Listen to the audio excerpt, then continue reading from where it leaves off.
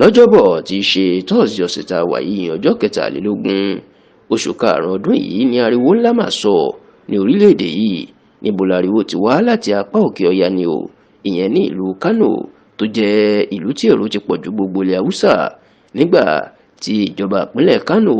lábẹ́ gómìnà Abba Yusuf tí wọ́n rọ Emir ìlú Kánò Alhaji Aminu Bayero tí wọ́n rọ̀ lóyè o, tí wọ́n sì fi Emir ìlú Kánò àná Alhaji Sanusi Lamido Sanusi tí wọ́n dá padà sí ipò Emir ẹ̀ láti máa bá ìjọba lọ. Ẹ rántí pé lọ́dún 2019 ní ìjọba ìpínlẹ̀ Kánò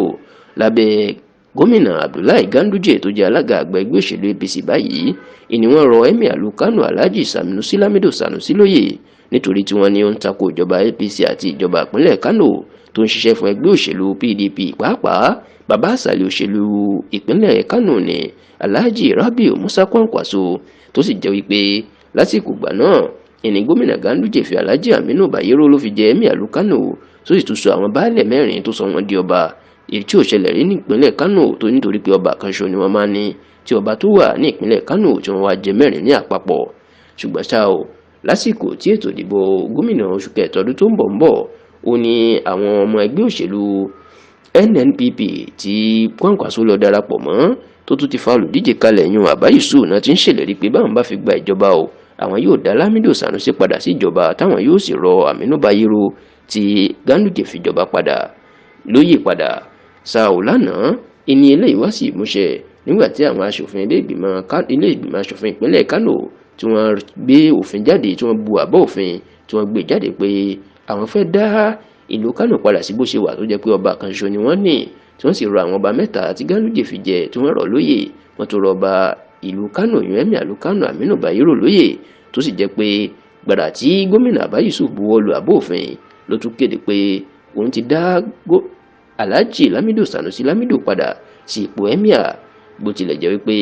ilé ẹjọ́ gíga ìpínlẹ̀ Kánò kan tó fi ìkàlẹ̀ sí ìpínlẹ̀ Kánò ibi tí wọ́n gbé ẹjọ́ lọ ó ti ní kán dá èèyàn sípò Sanusi Lamido Sanusi dúró náà, ṣùgbọ́n ọ̀pọ̀ èèyàn ló ń retí ìpè kíni àti olórí oko orílẹ̀-èdè yìí Ààrẹ Bọ́lá Ahmed Tinubu kí ló kọ sí ọ̀rọ̀ náà. Ààrẹ ṣàǹdá sí wàhálà tó ṣẹlẹ̀ ní Kánò àti ìpínlẹ̀ Rivers tẹ́lẹ̀ gẹ́gẹ́ bí bàbá gbogbo orílẹ̀-èdè yìí, tí wọ́n sì ní kíni àtúkọ sí i. nígbà tí wọ́n bá tẹlifíṣàn Yorùbá Tòótọ́ sọ̀rọ̀, àwọn tó túmọ̀ Ààrẹ Bọ́lá Tinubu ní ààrẹ ò dá sí ọ̀rọ̀ náà o nítorí pé ó ń wò wọ́n níran ni. wọ́n ní àwọn olùdámọ̀ràn ààrẹ lórí ọ̀rọ̀ òṣèlú pàápàá láti ilẹ̀ Haúsá wọ́n gba Tinubu nímọ̀ràn pé ìlú Kánò àti ilẹ̀ Haúsá ó léwu gidigidi láti máa dá sí ọ̀rọ̀ bẹ́ẹ̀. wọ́n ní kálá Haúsá ni ó dùn dá sí, ṣùgbọ́n bó bá lọ dá sí tó fì sí ọ̀dọ̀ ẹnìkan wọn yóò máa bú pé Yorùbá tó fẹ́ wá da ìlú àwọn rú ni. wọ́n ní pẹ̀lú bí Kánò tó ṣe jẹ́ pé ìpínlẹ̀ tó ṣe pàtàkì jù nínú ètò ìdìbò, ìyẹn pé ìbò wọn ló pọ̀ jù, ó yẹ kí Tinubu wọ́n ní ìdí eléyìí náà fi gbà nímọ̀ràn pé kó má sọ nǹkan kan o, kó ṣáà máa wòran, kó má fi sàpọ̀ tún, kó má fi sàpọ̀ sí.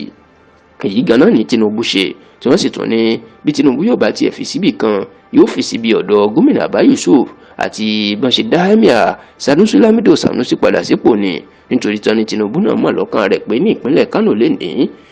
ẹgbẹ́ òṣèlú NNPP àti Kwankwaso ìlú ní ìpínlẹ̀ náà tó jẹ́ pé Ganduje kò ní ẹnu dáadáa níbẹ̀, tí wọ́n sì ní ìgbésẹ̀ àti ìhà tí Tinubu kọ sí eléyìí o, àti ìdí tó fi jẹ́ pé kò gbé ìgbésẹ̀ kankan tàbí sọ̀rọ̀ kankan lórí ọ̀rọ̀ ìpínlẹ̀ Kánò ju pé ó ń gbà wọ́n ní ìmọ̀ràn pé kọ́ṣà gba àlàáfíà láàyè lọ.